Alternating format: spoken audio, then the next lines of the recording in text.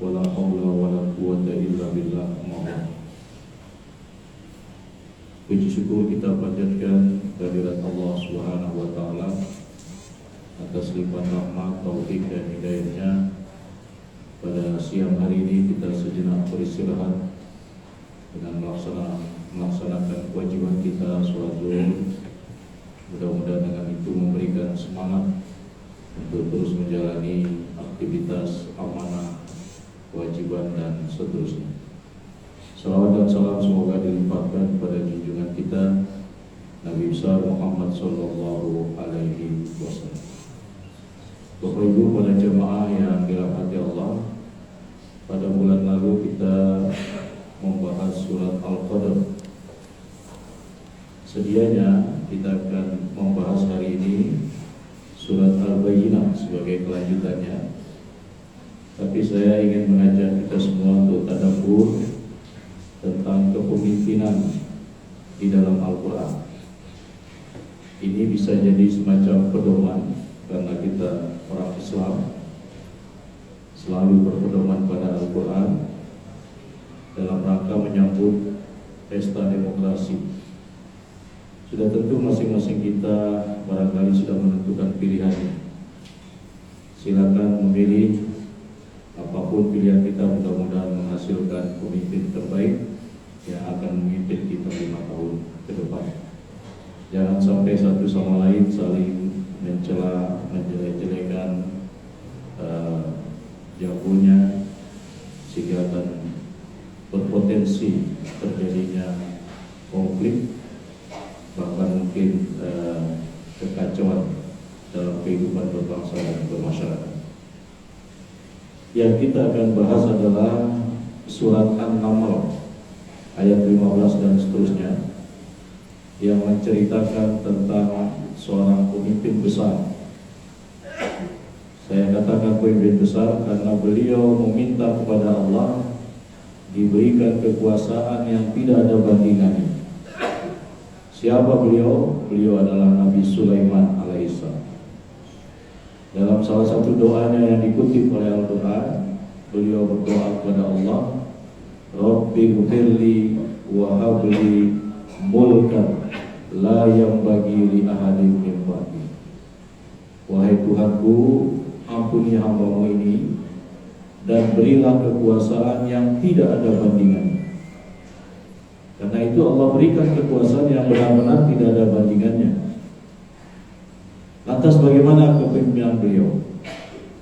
Pada ayat 15 Allah Subhanahu wa taala berfirman, A'udzubillahi minasyaitonir rajim. Wa laqad ataina Dauda wa Sulaimana ilma. Wa qala alhamdulillahilladzi faddalana ala katsirin min ibadihil mu'minin. Dan sungguh kata Allah, telah kami berikan kepada Daud dan Sulaiman ilmu. Kemudian keduanya mengatakan, segala puji bagi Allah yang telah memberikan, yang telah melebihkan, yang telah mengutamakan kami, yaitu Sulaiman dan Daud, daripada mukmin-mukmin yang lain. Dalam konteks ayat ini, seorang pemimpin haruslah berilmu. Kenapa seorang pemimpin harus berilmu, berwawasan luas? Karena dengan ilmu dan wawasannya itulah dia akan mengambil keputusan-keputusan, kebijakan-kebijakan yang akan diterapkan pada siapa yang dipimpin. Dan kekuasaan itu bagian dari kehidupan dunia. Nabi mengatakan, man arada dunya wa alaihi bil ilmi. Barang siapa yang ingin menguasai dunia, ingin berperan dalam kehidupan dunia, maka harus berilmu. Karena kekuasaan itu bagian dari kehidupan dunia, maka seorang pemimpin harus berilmu. Terutama ilmu yang memberikan manfaat dalam kepemimpinannya. Apakah ilmu tentang ekonomi, pertahanan, tentang hukum, dan lain sebagainya. Yang kedua, kalau teruskan bacaan ayat itu, Nabi Sulaiman mengatakan kepada publik, "Ya ayyuhan nas, ulimna mantiqat tayr wa utina min kulli syai'. Inna hadza lahuwal fadlul mubin." Wahai sekalian manusia, sesungguhnya kami telah diberikan kemampuan berkomunikasi, berbahasa burung, komunikasi dengan burung, dan kami diberikan kemampuan segala sesuatu. Sesungguhnya ini adalah pemberian yang luar biasa. Dalam konteks ayat ini, seorang pemimpin harus memiliki basic berbahasa, basic berkomunikasi yang baik. Dan ketika Nabi Sulaiman mengawali dengan kata-kata "Ya ayyuhan nas", hai sekalian manusia, itu artinya pemimpin harus memperkenalkan dirinya, harus mencitrakan dirinya sesuai dengan apa yang ada pada dirinya, bukan pencitraan yang palsu, tetapi pencitraan yang betul-betul sesuai dengan keadaan dirinya, agar rakyatnya mengenal, atau agar calon yang dipimpinnya lebih mengenalnya, sehingga berpeluang untuk memilih. Mungkin dalam konteks pemilu disebut dengan kampanye, memperkenalkan diri, memperkenalkan gagasan-gagasannya, ide-idenya dalam berbagai bidang. Nah, Nabi Sulaiman membangun citra dirinya dengan mengakui bahwa diberikan kemampuan berbahasa, bahasa burung, mengerti bahasa semut dan lain sebagainya. Bahkan jin-jin pun dikuasai oleh Nabi Sulaiman. Sampai wafatnya pun jin masih terus bekerja untuk Sulaiman, karena jin tidak mengetahui yang gaib. Padahal Sulaiman sudah meninggal, cuman meninggalnya dalam keadaan berdiri di atas tongkatnya. Ketika tongkatnya itu dimakan layak, kemudian beliau tersungkur, barulah jin-jin itu mengetahui kalau beliau sudah wafat. Sebelumnya tidak tahu bahwa beliau sudah wafat. Ini menunjukkan jin-jin tidak mengetahui yang gaib. Hanya Allah yang mengetahui yang gaib, dan siapa yang Allah kehendaki untuk mengetahui. Yang ketiga, ketika suatu hari Nabi Sulaiman dan bala tentaranya melakukan suatu perjalanan, ketika akan melewati sebuah lembah. Lembah itu dihuni oleh koloni semut yang sangat banyak. Dan ternyata koloni semut itu memiliki pemimpin, memiliki ratu. Dalam bahasa semut, ratu itu memberi komando kepada anak buahnya. Ya ayyuhan naml, udkhulu masakinakum. Wahai sekalian semut, masuklah kalian ke dalam sarang kalian. La yahtimannakum Sulaiman wa junudu wa hum la yashurun. Agar kalian tidak diinjak oleh Sulaiman dan bala tentaranya, sementara mereka tidak menyadari bahwa kita rakyat kecil ini, makhluk kecil ini ada di atas mereka, ada di bawah mereka, dan mereka berjalan di atas kita. Jadi rupanya Sulaiman pun dikenal di kalangan semut. Seandainya semut tidak mengenal Sulaiman, tidak mungkin ayat itu berbunyi nama Sulaiman. Mungkin akan berbunyi seorang raja akan lewat dengan bala tentara. Tapi ternyata semut pun mengenal nama Sulaiman. Jadi Nabi Sulaiman yang diberi kemampuan memahami bahasa semut pun mendengar dengan baik apa yang diucapkan oleh Ratu Semut, sehingga beliau tersenyum. Kemudian dengan penuh rasa syukur beliau berdoa, Rabbi auzinni an ashkura ni'mataka allati an'amta alayya wa ala walidayya wa an a'mala shalihan tardah wa adkhilni bi rahmatika fi ibadika sholihin. Beliau bersyukur dan memohon kepada Allah untuk diberi ilham agar senantiasa bersyukur terhadap nikmat-nikmat yang diberikan kepada beliau maupun kepada kedua orang tua beliau. Dan beliau berharap menjadi orang-orang yang soleh. Lantas apa solusinya ketika ada rakyatnya dalam keadaan hampir terancam? Sulaiman menghentikan bala tentaranya dan membiarkan semut-semut itu masuk ke dalam tanah lebih dalam sehingga mereka pun tidak terinjak.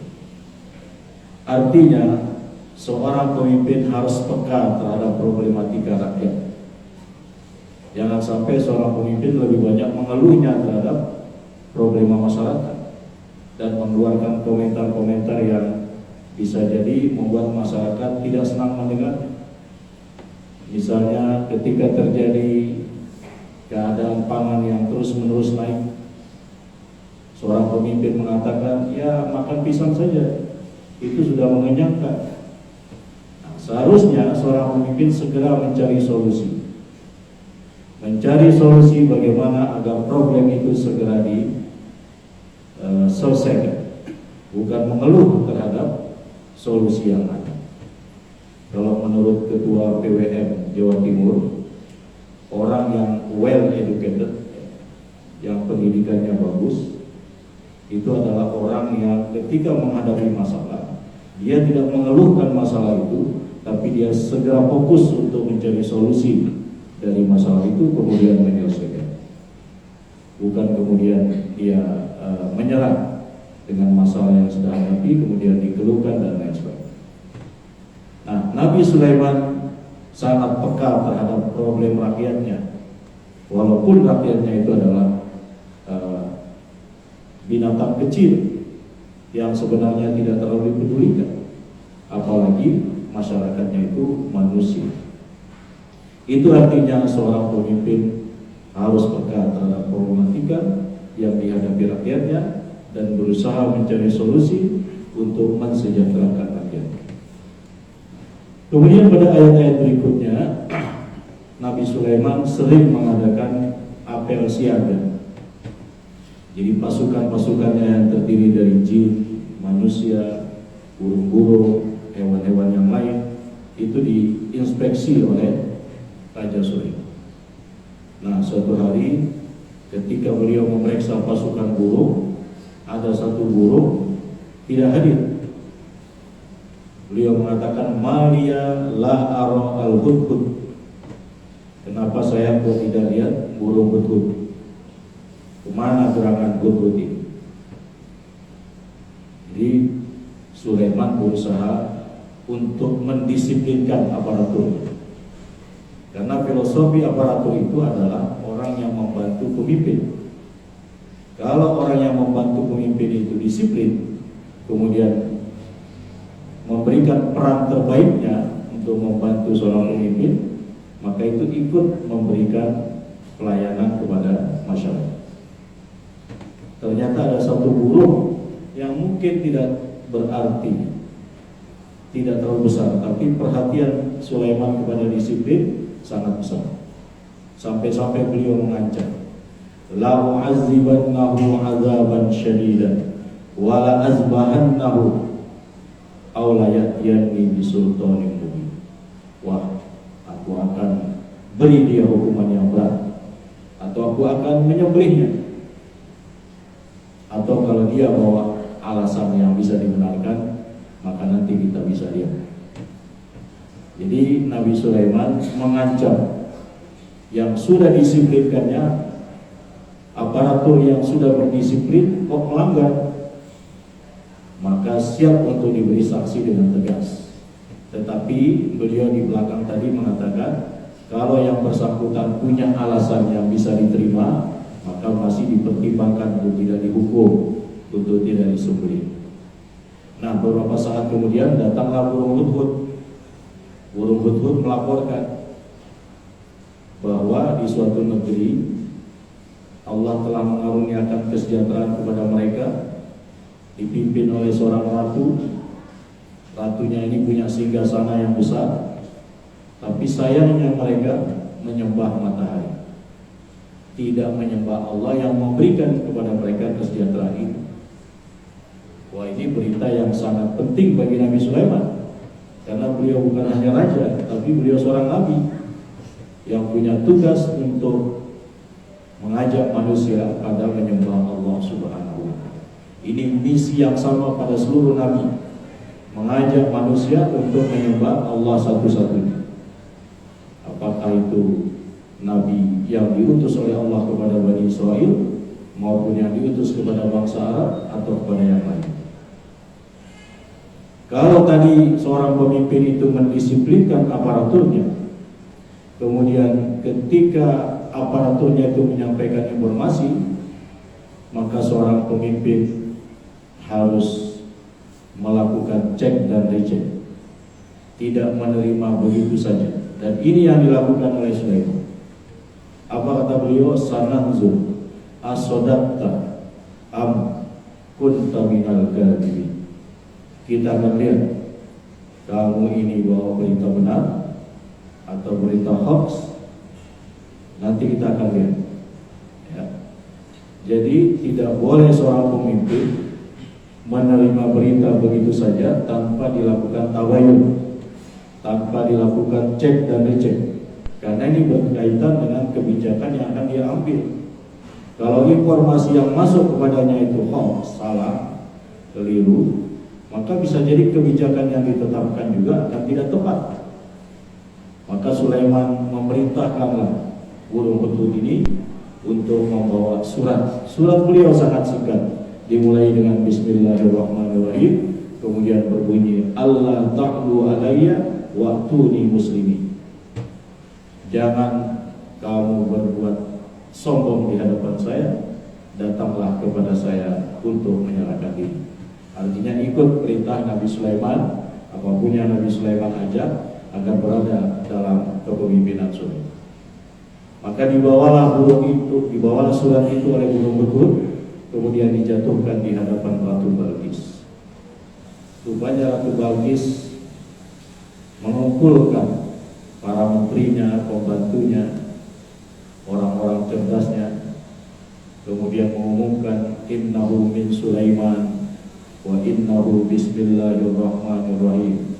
Ini ada surat dari Sulaiman, dimulai dengan Bismillahirrahmanirrahim, dan isinya sangat singkat. Jangan sombong di hadapanku, datanglah kepadaku dengan berserah diri. Bagaimana kalian, wahai para pembantuku, wahai para menteri? Maka di antara mereka, barangkali itu menteri pertahanannya, dia mengatakan, wahai Tuan Ratu, kita kan punya tentara yang cukup hebat. Kenapa kita tidak serang saja kerajaan Sulaiman? Kita kan punya militer yang cukup kuat, ayo kita serang. Tapi Ratu tidak berkenan dengan usulan itu. Beliau malah memberi suatu pelajaran, suatu kekuatan militer yang belum diketahui akan menyerang suatu negara yang bisa jadi kekuatan militer yang lebih besar, kemudian masuk ke dalam negeri mereka, bisa jadi akan diobrak-abrik karena kekuatannya tidak seimbang. Kita coba dengan memberi hadiah dulu. Kita ingin tahu seperti apa sih Raja Sulaiman. Maka dikumpulkanlah hadiah-hadiah berupa emas, perak dan lain sebagainya. Kemudian dikirim utusan untuk membawa hadiah ke Palestina, ke negeri di mana Sulaiman berkuasa. Ketika utusan itu sampai, kemudian membawa berbagai macam hadiah untuk Sulaiman, yang mana dalam rangka menyogok sudah tentu, karena beliau punya misi tadi. Maka Sulaiman marah kepada utusan ini dengan mengatakan, atumidunani bimali fama atani Allahu khairun mimma ataku bal antum bihadiyatikum tafrahun. Apa kalian mau menyerahkan hadiah, mau menyogok saya dengan hadiah-hadiah ini, dengan harta-harta ini, padahal apa yang Allah berikan kepada saya jauh lebih baik dari apa yang kalian bawa ini. Sementara kalian sendiri begitu gembira dengan hadiah-hadiah kalian, seakan-akan saya akan menerimanya. Apa makna dari perbuatan Nabi Sulaiman ini? Artinya seorang pemimpin harus punya sikap anti gratifikasi, anti rasuah, anti riswah, anti sogok, bahwa dia meyakini bahwa yang diberikan Allah itu sudah cukup, yang sah yang dia terima itu sudahlah cukup, sehingga tidak perlu dia menerima gratifikasi dan lain sebagainya yang akan mempengaruhi kebijakan-kebijakan. Bahkan pengaruh kebijakannya itu jauh lebih merugikan daripada dia memperoleh gratifikasi. Ini ditunjukkan oleh Nabi Sulaiman. Yang terakhir Bapak Ibu, ketika Nabi Sulaiman mengancam utusan yang membawa hadiah itu dan mengusir mereka untuk kembali ke negeri mereka dan mengancam akan menyerang kerajaan Saba yang dipimpin oleh Ratu Balkis itu kalau mereka tidak berkenan datang ke Palestina. Maka Nabi Sulaiman mengumpulkan prajurit pilihan. Di antaranya ada jin ifrit, ada seorang prajurit dari manusia yang punya ilmu pengetahuan tentang banyak hal yang dia peroleh dari Alkitab. Maka ditawarkanlah kepada prajurit-prajurit itu, siapa yang bisa membawa singgasana Balkis dari Yaman dibawa ke Palestina dengan cepat. Maka jin ibrit mengajukan diri karena dia terkenal cepat dan kuat. Kata jin ibrit, ana atika bihi qabla an taquma min maqam. Saya bisa datangkan singgasana Balkis sebelum Anda berdiri dari tempat duduk. Bagi seorang raja besar, kecepatan itu belum seberapa.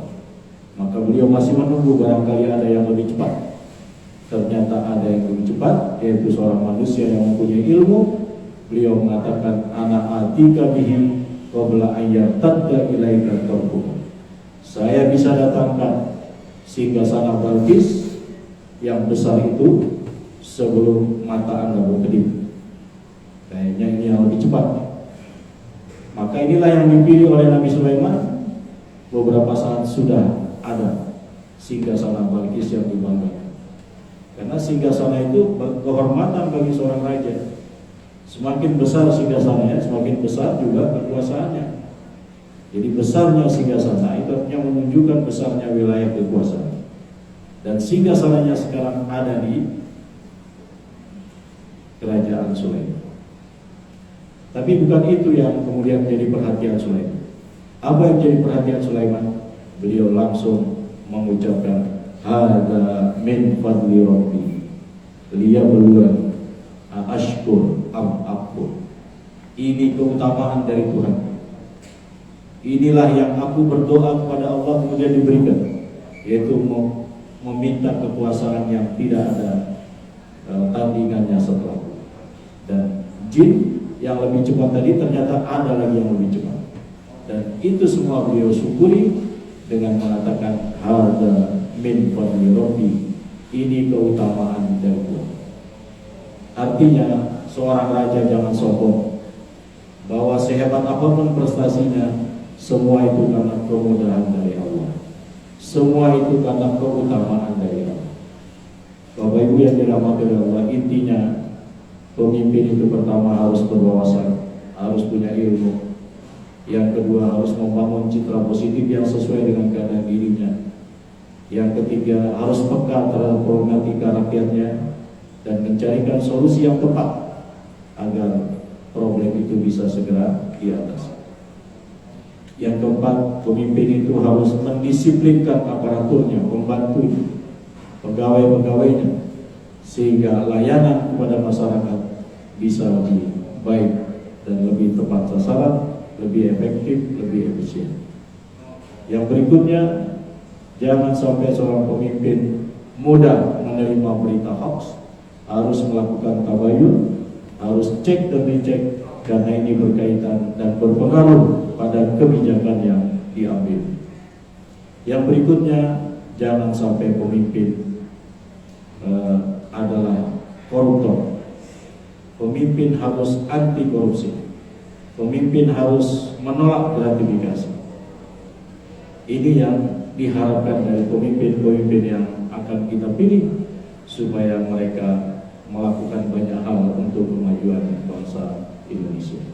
Saya kira itu, ini tidak ada hubungannya dengan paslon mana. Silakan Bapak Ibu memilih sesuai dengan gambaran bacaan informasi yang Bapak Ibu dapatkan. Pastikan pemilu teduh agar Indonesia utuh. Mudah-mudahan kita diberikan pemimpin yang terbaik. Amin. Subhanallahumma wa bihamdika asyhadu an la ilaha illa anta astaghfiruka wa atubu ilaik. Assalamualaikum warahmatullahi wabarakatuh.